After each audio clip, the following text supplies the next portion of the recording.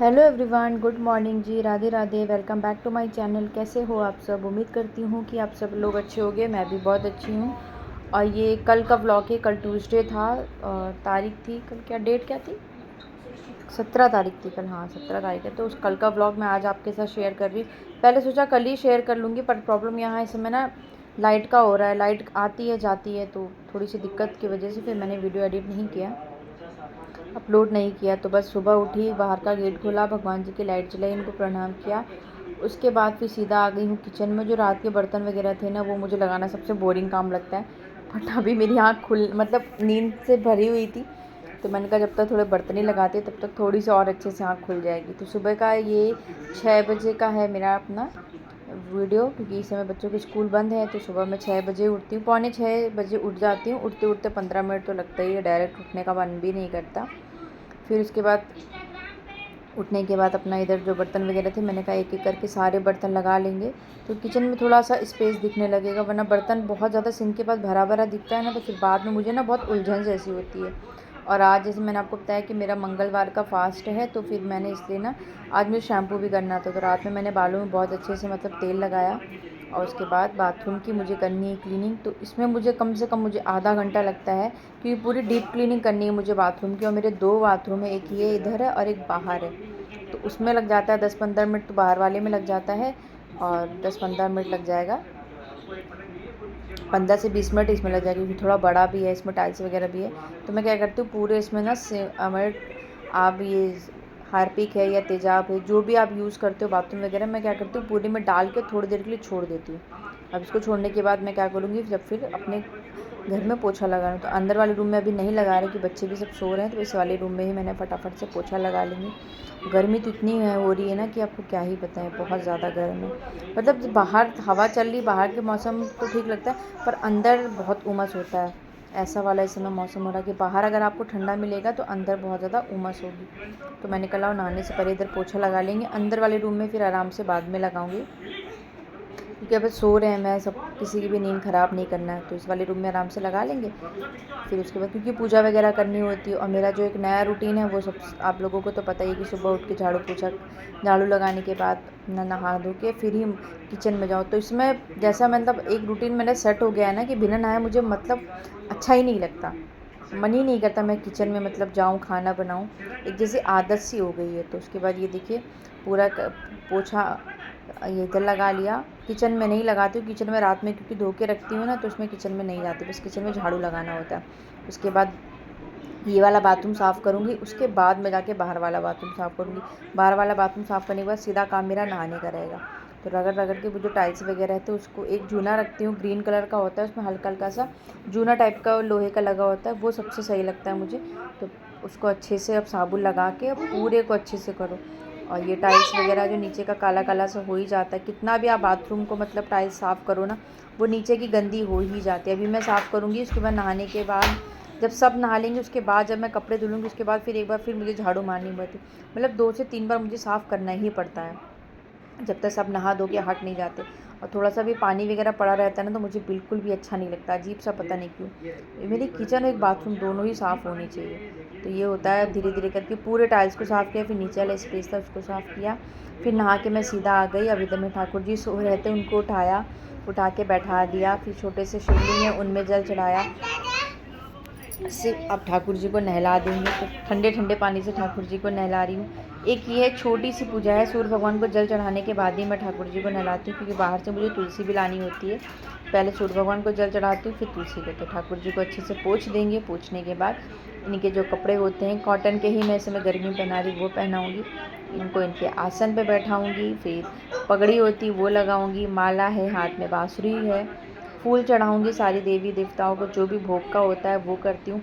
अच्छा, आपकी लाइफ में कोई ना कोई ऐसा इंसान ज़रूर होता है जो थोड़ा सा, अगर आपको कोई सही राह दिखाए ना, तो आपकी लाइफ थोड़ी सी चेंज होती है। मेरी लाइफ में एक मेरी दीदी हैं, 6-7 महीने से मतलब उन्होंने ही मुझे ये सब चीज़ें बताई कि तान्या, कुछ भी हो घर में, कभी भी ना भगवान को मतलब भूखे मत रखो। सुबह उठ के सबसे पहले भगवान की पूजा करो, जो भी हो आपके घर में, गुड़ हो, शक्कर हो, उसका भोग लगाओ और दिया बाती करो। उसके बाद अपने जो भी काम है वो करो। तो मैंने 6-7 महीने से जब से अपने ये रूटीन को मैंने फॉलो किया है ना, सच बताऊँ मुझे बहुत अच्छा लगता है। एक मतलब मन में एक रिलैक्स रहता है कि हाँ चलो हमने नहा धो के किचन में आ गए, अब अपना खाना वगैरह बनाना है।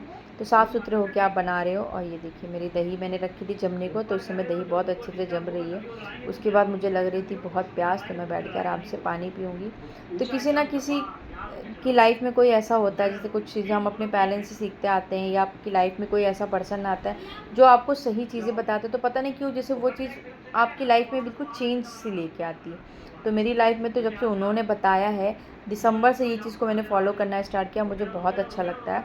एक रिलैक्स हो जाता है माइंड कि हाँ काम तो क्या है ना, दिन भर का है। ऐसे क्या होता था 11-12 बज जाता था काम करते करते, उसके बाद नहाओ, फिर तब तक भगवान ऐसे बैठे हैं, ऐसे सो रहे हैं, तब तक उन्हें कुछ नहीं खिला सकते।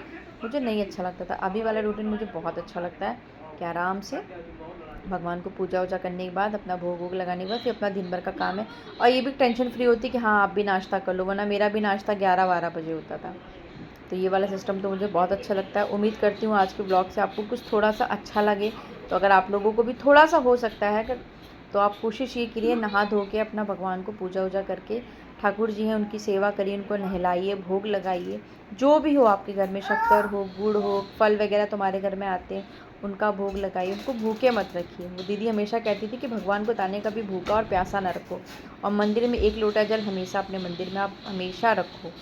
सुबह उठा के वो वाले जल को आप थोड़े घर में छिड़क दो, गमलों में डाल दो। तो फ्रेंड्स ये थी मेरी आज की बातें जो मैं आप लोगों से कर रही थी। और साथ ही साथ मैं इधर मेरे जो भी काम थे इधर के सारे मैंने रूम के कर लिए थे, बेड वगैरह भी अच्छे से सेट कर लिया।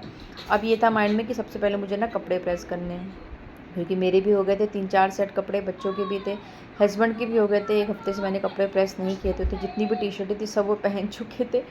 तो मैंने कहा लाओ कर देते। 2 टी शर्ट ही रह गई थी, मैं कहा लाओ फटाफट से, क्योंकि इस समय वो गर्मी में टी शर्ट्स ही लगा रहे, शर्ट वगैरह तो बिल्कुल भी नहीं लगाते।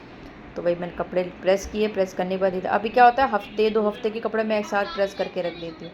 तो डुग्गू को बोला कि मुझे एक-एक कपड़े तुम हाथ में ला के दे दो, ताकि मुझे अलमारी में सेट करने में आसानी हो। लगता है ना कि कोई अगर कपड़ा थोड़ा पास में आपको हेल्प कर दे काम करने में, तो आपके काम थोड़े से आसान हो जाए। तो बेचारे ने मुझे ला के दे दिया और मैं सारे कपड़ों को अच्छे से अलमारी में सेट किया। उसके बाद मैं बाहर आ गई और सुबह से 2 बार मैं आज अपने बालों को मतलब सुखा चुकी थी, फिर भी मेरे बाल इतने ज़्यादा गीले हो रखे हैं, सूख ही नहीं रहे। फिर मैंने कहा लाओ बालों को अच्छे से पहले झाड़ लेती हूँ, क्योंकि इस समय बालों का क्या है ना, गीले होने की वजह से कि मौसम की वजह से फिर से मेरा हेयर फॉल स्टार्ट हो गया। वरना सर्द अभी बीच में 1 महीना पहले मेरा बिल्कुल हेयर फॉल बिल्कुल बंद था, बिल्कुल भी एक भी बाल नहीं निकलते थे, ना शैम्पू में गिरते थे ना झाड़ने पे गिरते थे। अब तो शैम्पू में भी दिखते हैं ढेर सारे और झाड़ने पर भी मुझे दिख रहा। तो वही मैंने कहा वैसे भी बालों में मेरी ग्रोथ हो नहीं रही है, जो है थोड़े बहुत वो भी लग रहा चले जाएंगे। और बाल पूरे गीले हैं अभी भी, जबकि सुबह जब नहाया था तब मैं एसी चालू की थी इन्होंने, तो मैंने आराम से अपने बाल एसी में सुखा लिए थे। किचन में आई, काम वाम किया, फिर गीले हो गया। अभी झाड़ रही थी फिर गीले, तो मैंने कूलर चालू किया। उसके बाद में थोड़ा सा बालों को मैंने कहा थोड़ा सुखा लेते हैं। मॉइस्चर रहता है ना, तो उस नमी से भी बाल बहुत ज़्यादा हेयर फॉल होता है। अगर आप लोगों का भी हेयर फॉल हो रहा होगा तो उसमें कोई ताज्जुब की बात नहीं है, मौसम चेंज हो रहा है उसकी वजह से हेयर फॉल तो हो ही रहा है। तो जो भी काम थे सारे ख़त्म किए, थोड़ा सा रिलैक्स किया।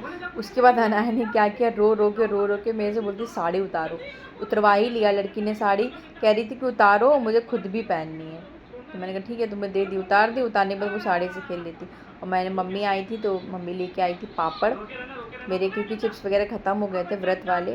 तो वही मैंने फटाफट से इधर अपने पापड़ फ्राई करूँगी, चिप्स। और डुग्गू मेरे लिए इधर बना रहा है लस्सी। तो व्रत वगैरह रहती है तो डुग्गू थोड़ा ध्यान दे देता है, ज़्यादा नींबू पानी बना देगा, लस्सी बना देगा, और उस दिन ज़्यादा चिल्लाता नहीं रहा। तो फ्रेंड्स ये था मेरा आज का छोटा सा ब्लॉग। अगर ब्लॉग पसंद आता है तो प्लीज़ चैनल को लाइक करिएगा, सब्सक्राइब करिएगा। चैनल पर नए हैं तो प्लीज़ बेल आइकन दबा दीजिएगा, ताकि समय से आपको मेरे चैनल का नोटिफिकेशन मिलता है। कल मिलते हैं नए ब्लॉग के साथ। Take care.